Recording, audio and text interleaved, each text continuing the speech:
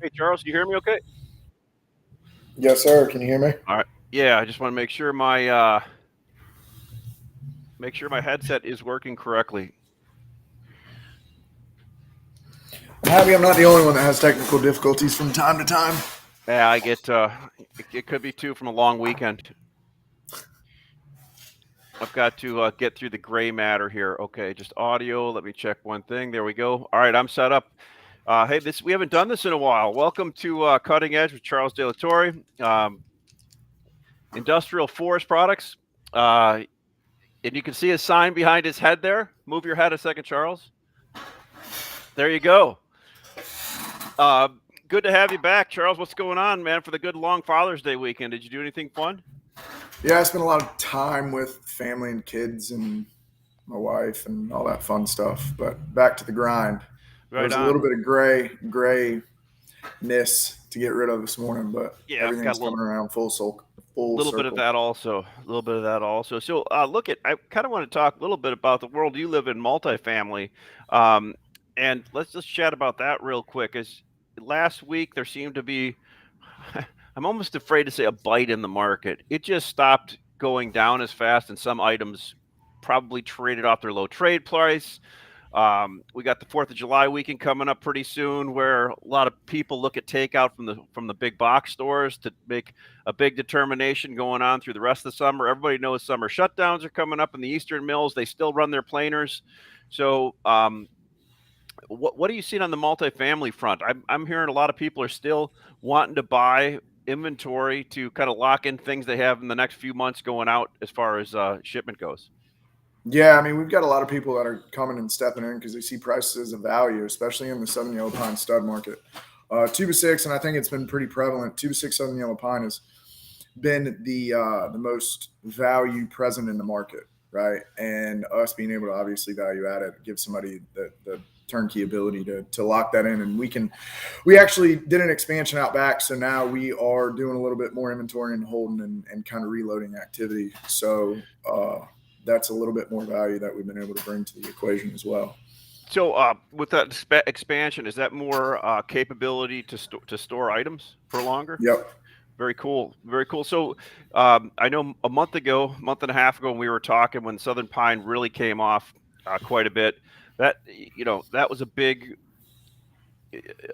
move again, where we it was replacing 9 foot 2 by 6 and 2 by 4. Is that still that spread's closing pretty good right now still, or is there enough people made that jump over where they're just continuing to use the pine side of it after they've got away from the spruce? Well, there's still a value in it because I mean, if you look at it from an FOB perspective here at our plant in Bishopville, we can service a lot of major markets: Raleigh, Richmond, all of North Carolina, Georgia, and Florida. So we're kind of centrally located, 12 minutes from 95. So there's a little bit of a freight advantage that way. And to top it off, there was a little bit of a rally in spruce over the past 5 days. Things Hmm. kind of firmed up, and I think that took a bigger bite than Southern Yellow Pine did in 2 by 6 specifically. Well, let's talk about one of the other big inputs into multifamily. So OSB, right? OSB, all of a sudden, if you would have woke up after 2 or 3 weeks and looked at print again this week, you'd be like, wow, it's pretty. Isn't what are all the prints at around in the southeast, northeast, and all that, and below 400 now, right? Yeah, they're printing well below 400. I think the West Side came off $95 last week. Okay, all right, and that's even with one of the big mills having that fire issue where they're I don't think their production is the same right now out in the west side, right? Definitely. I mean, it had Yeah. something to do with it, but I think there was a lot of people that still, if you had volume to buy, you could bring value, and So that's kind of what happened. I saw on the platform we saw a lot of OSB up in the Northeast and all over trading, delivered to that area under 400, and you know that went through a few people. So it probably traded below that before we saw it, if that makes sense, right? No, And definitely. kind of heard, well, heck, you and I talked Friday. I kind of heard a couple of the mills were out there offering different programs for people to sell stuff, uh, blocks, only to certain people type of thing, or certain groups, which is interesting because some of these mills are probably smarter than we are and outtake at the boxes coming into July 4th, right? Or they just want to clear the deck before they do something. But what do you, when I see stuff like that going on, I I don't know how much more downside there could be on OSB when we're in the 300 area, but maybe our 400 area, but maybe I'm off on that. What do you think on that? I think you hit the nail on the head. There's a lot of planned maintenance and stuff that's coming up for OSB mills too. So that'll be real interesting. I think that'll be the telltale of what's really going on and where that low trade's going to hit on 7/16 specifically. And part Because of me when they thinks go it could go either way because there's not as many producers of that, first of all, and Yep. one big one makes an announcement or does something, which I'm not smart enough to know anybody's going to do that, but there's some thicknesses out there that are still pretty high, like when you look at the thick panels, right? Yeah, 3/4 still expensive comparatively speaking. Yeah. So and you've got some other people that are staying away from commodity board and trying to sell a lot more value add. So that's going to have an impact on the commodity market as well. But once again, after we get through some of these summer planned maintenance shutdowns, that'll be kind of the tail of the tape Yeah, and what's really going to happen in third and fourth quarter.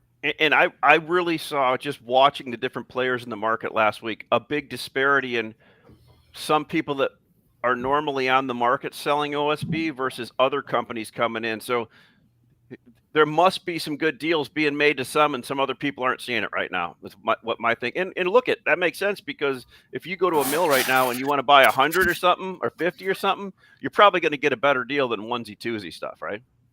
Well, definitely if you're going to take ownership in the next 2 or 3 weeks. Yeah. For sure. Because, that's how long it's going to take to ship it all. Yeah. So what's your overall view going forward? It seems to be the economics in this country change on a daily basis. That, I guess, the new buzzword out of the White House now is a recession isn't guaranteed. They've got some new buzzword that they're throwing out on all the different talk shows last night. But the fact is, man, I've had a different thought on housing this week, right? And you and I talked a little bit last week. So in my little area, housing is still good, especially on the higher end homes, above 500. I don't know what's going on with houses above 10 million, because that's not a world I live in, right? I have no idea what I that is. agree. Yeah, Yeah. so I don't worry about that. And anybody that can buy a house like that probably can pay for it. When I think of entry level homes, though, one thing is, investors always want to buy things with utility. When I go back to the debacle we had in 2008 and 9 on housing, I see so many different scenarios. The Fed's slowing things down. Rates are up to 6%, let's say, which takes some of the entry-level buyers out of the market. There's no doubt about that. But my gosh, they weren't as big a factor. But when you have investors out there, and the utility is almost like farmland, right? You could buy a house and you can rent it out, right? As long as rents keep moving up. And from what I'm seeing, most of them are in most places. Am I wrong on that? No, that's why multifamily is so strong, because affordability, home ownership affordability is non-existent. So buying, a $200,000-$300,000 house. So I read, I think John Burns put out a cool article last week, posted it, and I read it about how, a lot of these big builders now, these big home builders, these national home builders, are now delivering some of these houses and are set up to continue to deliver them to these big funds, or big, like, is that the right way to call it, or big investors? Yep. And something that was really small at first is gaining some traction, right? And so if you always have a willing buyer to underpin that low entry point home, which isn't so low anymore at $400,000, right? But then it's like entering, you rent farmland. If you own farmland, you can rent it out, right? If you own a house, you can rent it out. It's got utility, a lot different than stocks and everything else like that, where you're just you're betting on a company, but you're actually buying a physical asset with a house, right? So that is something to really keep. It's kind of making me a little less bearish on the overall housing picture relative to the last downturn we had, if that makes sense. Well, it's a totally different scenario. Yeah. This downturn is strictly driven by inflationary causes. You had a consuming nation get trillions of dollars injected into it. Yeah. America likes things, and we like to buy things, and people start working remote. And I think that's going to have another big impact in that I hate to say it, that lower end of the market. But a $300,000 to $400,000 house is not cheap, right? For sure. So when you have people that are willing to throw hundreds of millions of dollars at it, once again, like you said, it underpins that price point. But what it does is it also creates a scenario to where there's really no reason for interest rates to go lower than where they're at now, because your big guys also invest in multifamily. They Yep. also build apartment complexes and townhome communities that they rent out. So that's it's kind of a scary equation if you think about it, because there's funds that are deploying 100, 200, 300 million dollars in a major metro at one time. They're buying huge swaths of single family homes that aren't even built yet. They got curb and gutter in, and they show, they get shown a floor plan, and they say, "Yeah, I'll take them all." Yeah, which didn't happen this last go around 15 years ago. It's No, and I mean yeah, back then you had people that didn't. There were no money down, $500,000 home loans. You yeah, had a different buyer. You had people that are my generation that work in technology or can work remote, or whatever the case may be, and they make a good living, right? But they're also they're afraid of having the upkeep of owning a house too, unless there's a reason to. And right well, now, that incentive doesn't exist. yeah. You're also creating a niche market out there for maintaining rental homes, single family homes, right? And I'm seeing Yep. that whole thing develop now, right? There's companies Yep. popping up that just do that. Um, so anyway, kind of cool. So what's your thought going into this week? It's a little bit slow today. I took the train and there was like nobody on it, but it seems it seems it's going to be could go either way this week. I sense there'll be some buying out there. What about you? I think it might be some buying depending on how the next 24 hours go. I think today, as I mentioned, Spruce rallied and it kind of firmed up, and it has some sort of footing. Question is do you wait and see, or do you participate? And one thing that we pride ourselves on, we're always a market participant, one way or Yeah, the other. But for the big guys that are buying job specific, that's a totally different deal. If they've got immediate needs 3-4 weeks out that they stepped in and bought over the past month and a half, we've been busier than we were over the past 45 days than we were in the first quarter of the year, yeah. surprisingly enough. That's let's not forget. I think you and I have chatted about this too. On the way down, there was a lot of buying going on still. Oh yeah. Everything that gets produced gets sold, right? I mean, Yep. there was some overhang at mills because of transportation problems that cleaned up, but everything finds a way to get sold and move into the market, right? Whether it's OSB or lumber, it gets a number put on it, and you may not see that number if you're not participating, but it gets sold. Yeah, and I think too, as far as panels go, and OSB is a derivative of plywood and vice versa, you've got the whole Tico debacle too that we don't understand what that looks like. Yeah, yeah, no So doubt, no doubt. No, I've no idea what that looks like, and you've got less imported panels coming in. Period. Right now, um, yeah, I still see euro coming in. Uh, you know, there's a debate out there what the cost landed at the port is of that, but the fact is they're still shipping it from all I can see, and they don't have much of a market in Europe right now to ship into either.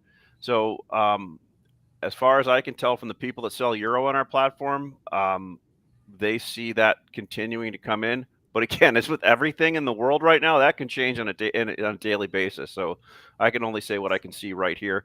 So what are your plans with your new expansion? And how is that going to change how you come to market? And what kind of services will you be able to add to people that you already do that are either different or the same or more? What's that going to do for you? well, in addition to obviously value adding commodity stuff, we'll have the ability to kind of reload and transload other job materials. So then that way it doesn't put anybody in a pinch. Because right now, if you called any reload in the Southeast, they're going to say, yeah, if I don't do business with you, we don't have any space. But if you're an existing customer and you have 15, 20, 25, 30 loads here, I can fit 5 more. Well, Yeah. I need to fit 30.